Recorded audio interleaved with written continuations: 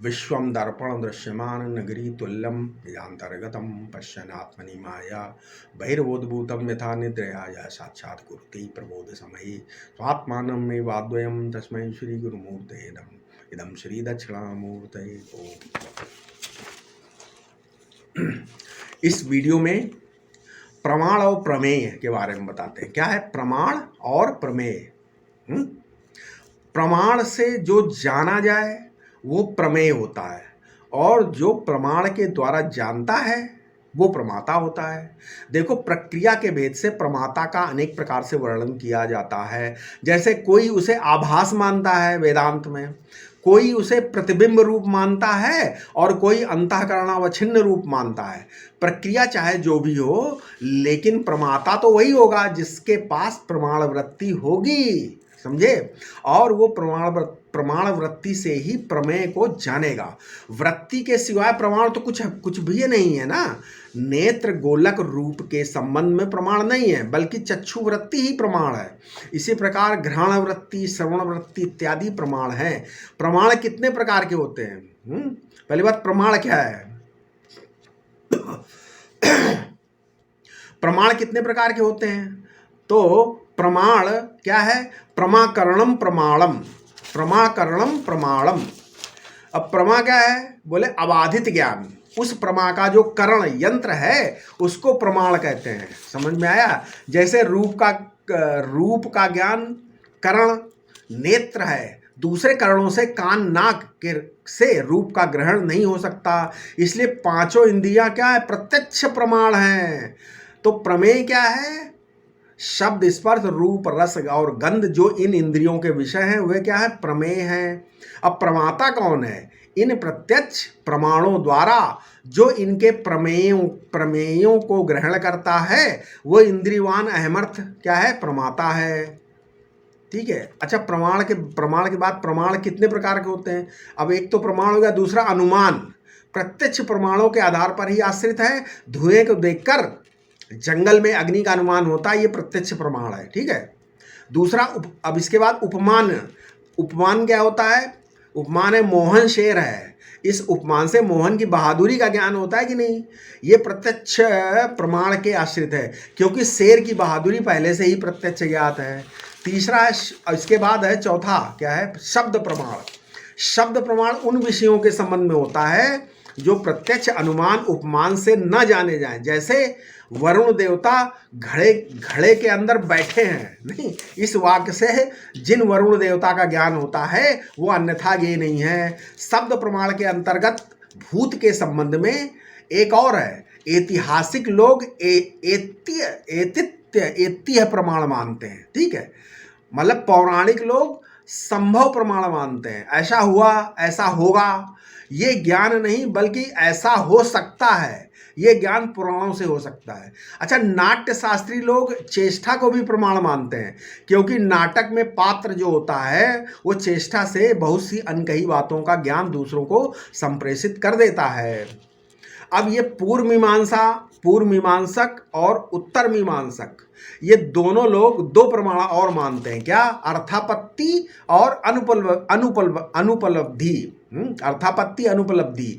पहला अर्थापत्ति, स्पष्ट अर्थ के अतिरिक्त उसी के आधार पर छिपे हुए अर्थ का बोधक अर्थापत्ति प्रमाण होता है। इसके भी दो भेद हैं। अर्थापत्ति क्या? प्रत्यक्ष मूलक अर्थापत्ति और शब्द मूलक अर्थापत्ति। अब प्रत्यक्ष मूलक अर्थापत्ति, मान लो किसी ने कहा सोहन मोटा है परंतु वो दिन में भोजन नहीं करता है ना, तो इस वाक्य का गूढ़ार्थ ये है कि सोहन रात में भोजन अवश्य करता है, नहीं? तो ये ज्ञान कहाँ? ये ज्ञान यहाँ पर वाक्यार्थ से, अर्थापत्ति से निकलता है। अब शब्द मूलक अर्थापत्ति, इसका उदाहरण है क्या कि नेह नानास्ति किंचन श्रुति वचन। ये श्रुति वाक्य। देखो, नानात्व का निषेध तभी संभव है जब नानात्व वास्तव में मिथ्या हो, नहीं, और अभेद सत्य हो। अतः इस वाक्य से नानात्व का मिथ्यात्व और अभेद का सत्यत्व दोनों ज्ञान अर्थापत्ति प्रमाण से गृहीत हैं। दूसरा हमने बताया अनुपलब्धि। ये क्या है? इस प्रमाण के समस्त अभावों का ज्ञान होता है। इस प्रमाण से समस्त अभावों का ज्ञान होता है। जैसे घट की अप्रतीति से घटाभाव का ज्ञान होता है। ये भी दो प्रकार का होता है। प्रत्यक्ष मूलक अनुपलब्धि और शब्द मूलक अनुपलब्धि। अब प्रत्यक्ष मूलक अनुपलब्धि क्या है? जैसे घट की अप्रतीति से घटाभाव का ज्ञान होता है। अब शब्द मूलक अनुपलब्धि क्या है? परंतु देखा जाए तो सुसुप्ति में सर्वदर्श का अभाव है, वो प्रत्यक्ष प्रमाण से सिद्ध नहीं। अतः सुसुप्ति शब्द मूलक अनुपलब्धि प्रमाण का उदाहरण है। एक और है आप्त प्रमाण। आप्त प्रमाण ये क्या होता है? सांप्रदायिक लोग अपने अपने महापुरुषों के वाक्यों को आप्त प्रमाण मानते हैं, परंतु इनमें भी जो महापुरुष जितना ऊंचा हो उसके वचन उतने ही अधिक प्रमाण हैं। जैसे बौद्ध, जैन, न्यायिक, वैशेषिक, इस्लाम, ईसाई, पारसी आदि सभी धर्म संप्रदाय क्या करते हैं? शब्द प्रमाण के अंतर्गत आप्त वाक्यों को प्रमाण मानते हैं। आप्त माने वे लोग जिनको तत्व का साक्षात्कार हो गया है, उनके वाक्य ही आप्त वाक्य हैं। आप्त की 3 कोटियां हैं। जैनों जैसे बता सकते हैं, जैनों में आप्त की 3 कोटियां। पहला है जैसे तीर्थंकर, दूसरा श्रावक जो उन महापुरुषों तक पहुंच गया, और तीसरा अध्येता, ये जैनागम के अध्येता। जैसे संत मत में पूर्व संतों के वचन अथवा वाणी ही प्रमाण, जैसे कबीर मत सिख मत में है ना, उन संतों के वचन प्रमाण है। परंतु वेदों की शब्द राशि क्या है? आप्तों की वाणी से विलक्षण है। वैदिक मत में जो शब्द प्रमाण की धारा सबसे विलक्षण है। वेदों के प्रमाण के संबंध में 2 धाराएं। एक क्या है? पहला, ईश्वर का वचन होने से वेद प्रमाण है। दूसरा, ईश्वर का निरूपण करने के कारण वेद प्रमाण है। और वैशेषिक दर्शन का एक सूत्र है क्या? तद वचनात् आम्नायस्य प्रमाण्यम, मतलब इसके 2 अर्थ किए जाते हैं। ठीक ऐसा ही अर्थ वेदांत दर्शन में आगे हम बताएंगे। ब्रह्मसूत्र में शास्त्र योनित्वात्, सूत्र का यानी ब्रह्म सब शास्त्रों की योनि है, अथवा सभी शास्त्र ब्रह्म का निरूपण करते हैं ऐसा। परंतु यहाँ मीमांसक आपत्ति करते हैं कि यदि वेद ईश्वर से है, यदि वेद ईश्वर से और ईश्वर वेद से सिद्ध होता है, तब तो अन्य आश्रय दोष हो गया, मीमांसक लोग बोलते हैं। और वेद और ईश्वर दोनों अधर में लटक गए, तब फिर वेद का प्रमाण किस प्रकार है? इसका उत्तर है, आप नाक से गंध मात्र का अनुभव करते हैं, परंतु इन गंधों का नाम देना हो तो आप नाक से इन गंधों का वर्गीकरण नहीं हो सकता ना ही जिह्वा आदि से इन इंद्रियों से। वो तो मन और बुद्धि के संयोग के बिना संभव ही नहीं है। आपने नेत्र से गुलाब का फूल देखा, चमेली का फूल देखा, मन में स्मृति भी है। नाक से इनकी गंध सूंघी तथा बुद्धि ने उनका वर्गीकरण कर दिया कि अमुक गंध गुलाब की है और अमुक गंध चमेली की है। तो निष्कर्ष क्या निकला कि कोई भी इंद्रिय वस्तु की पूर्णता के प्रत्यक्ष में समर्थ ही नहीं है। तो इंद्रियों से पूर्ण ईश्वर का ज्ञान कैसे संभव है? अच्छा, यदि कहो कि अंतःकरण ईश्वर के ज्ञान में प्रमाता है, तो फिर ऐसा अंतःकरण चाहिए जिसमें भ्रम ना हो, प्रमाद ना हो, विप्रलिप्सा यानी ठगी ना हो, और कर्णापाठ हो, मतलब कर्ण की अपटुता ना हो। ऐसे अंतःकरण को ही प्रज्ञा कहते हैं। इस प्रकार का अंतःकरण हो तभी तो प्रज्ञा होगी, और ऐसी प्रज्ञा ही ईश्वर के ज्ञान में प्रमाण है। अब देखो, प्रज्ञा में भी तारतम्य देखा जाता है। जैसे समाधि के पहले की प्रज्ञा में और समाधि के बाद की प्रज्ञा में अंतर है। दूसरा ये कि ईश्वर प्रज्ञा का प्रकाशक अधिष्ठान है या प्रज्ञा ईश्वर का। तीसरा, प्रज्ञा से तुमने ये निर्णय लिया कि जिस तत्व का तुमने निश्चय किया वही सर्वोत्तम और परिपूर्ण ईश्वर तत्व है। इसका निर्णय कौन करेगा कि सही प्रज्ञा आपकी है? यदि प्रज्ञा से सबको एक ही तत्व का साक्षात्कार होता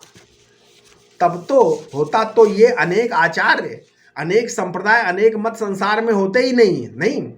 इसलिए इसका निर्णय एक सार्वकालिक, सार्वदेशिक, सार्वभौम और शाश्वत संविधान की कसौटी पर खरा उतरना चाहिए। तो सतोगुणी, रजोगुणी, तमोगुणी संपूर्ण सृष्टि का नियामक संविधान हो, ऐसा संविधान। तो इसी संविधान का नाम वेद है। जैसे भारत का संविधान है ना, उसी के अनुरूप कार्य होता है। ऐसा नहीं कि संविधान के खिलाफ। तो उसी प्रकार अगर आपका अनुभव, आपकी प्रज्ञा वेद के अनुरूप है, जो संविधान वेद में उसके अनुरूप, तब तो ठीक है, नहीं तो नहीं। वेद किसी एक जाति संप्रदाय का संविधान नहीं, वो तो संपूर्ण सृष्टि का संविधान है। तो इस प्रकार ईश्वर के संबंध में मात्र शब्द प्रमाण है। शब्दों में भी वेद, वेद में भी संशनात्मक उपनिषद, और उपनिषद में भी ब्रह्म और आत्मा के अलग अलग व्याख्यान करने वाले अवान्तर वाक्य नहीं, बल्कि दोनों की सिद्ध एकता बताने वाले दिग्दर्शक महावाक्य प्रमाण हैं। और इसमें भी महावाक्यों के अर्थ से जन्य क्या, जो अखंडार्थधि यानी ब्रह्माकार वृत्ति है, वही प्रमाण है। अब वेदांत में वास्तव में तो दो ही प्रमाण माने जाते हैं, पहला प्रत्यक्ष प्रमाण, दूसरा शब्द प्रमाण। अब इन्हीं प्रमाणों के भेद से वेदांत में 6 प्रमाण माने जाते हैं। पहला प्रत्यक्ष, अनुमान, उपमान, अर्थापत्ति, अनुपलब्धि और शब्द प्रमाण। अच्छा, एक यहाँ क्वेश्चन उठता है कि भैया ये शास्त्र अज्ञानी के लिए हैं या ज्ञानी के लिए हैं? अब देखो, मोक्ष शास्त्र अविद्यावान के लिए ही हैं, तो फिर प्रमाण कैसे होंगे? शास्त्र ब्रह्म और आत्मा की एकता के ज्ञान में प्रमाण है, किंतु शंसन के द्वारा ही, शासन के द्वारा नहीं। प्रयोजन क्या है? मोक्ष है ना, वही अज्ञानी को ही इष्ट है और ब्रह्मात्मैक्य बोध से ही सिद्ध है। ज्ञानी के लिए तो वेद, ज्ञानी के लिए तो वो उसके अनुभव का अनुवाद मात्र नहीं। अब शुद्ध चेतन में प्रमाता प्रमेय का व्यवहार ही नहीं हो सकता, क्योंकि वो अद्वितीय है। उपनिषद में भी कहा गया कम केन पश्येत, कहकर भूमा से संपूर्ण व्यवहार का निषेध किया गया है। अब तब उस अद्वितीय का अज्ञान रहता है। जब उस अद्वितीयता का ज्ञान रहता है तो आत्मा के सत अंश में क्या होता है? द्रव्य का और द्रव्यगत कर्म का भ्रम होता है, ठीक है। और चिद अंश में जीव का, प्रमाता का और द्रव्याश्रय ईश्वर का भ्रम होता है। और आनंदांश में प्रिय अप्रिय का भ्रम होता है। ये प्रियता कभी ईश्वर में, कभी जीव में, कभी जड़ता में, कभी मिथ्या दर्शन में मालूम पड़ती है। कर्मेंद्रियों की उपाधि से आत्मा क्या है? कर्मेंद्रियों की उपाधि से आत्मा भोक्ता, आत्मा कर्ता, कर्मेंद्रियों का आत्मा कर्ता, और बुद्धि, मन की उपाधि से आत्मा भोक्ता, बुद्धि की उपाधि से तथा ज्ञानेंद्रियों की उपाधि से आत्मा प्रमाता होता है। ये सारा आत्मा का ही अध्यसिक रूप है, संपूर्ण व्यवहार अध्यास पूर्वक ही होता है, ठीक है। अब इसके आगे हम अपने अगले वीडियो में बताएंगे। ओम शांति शांति शांति।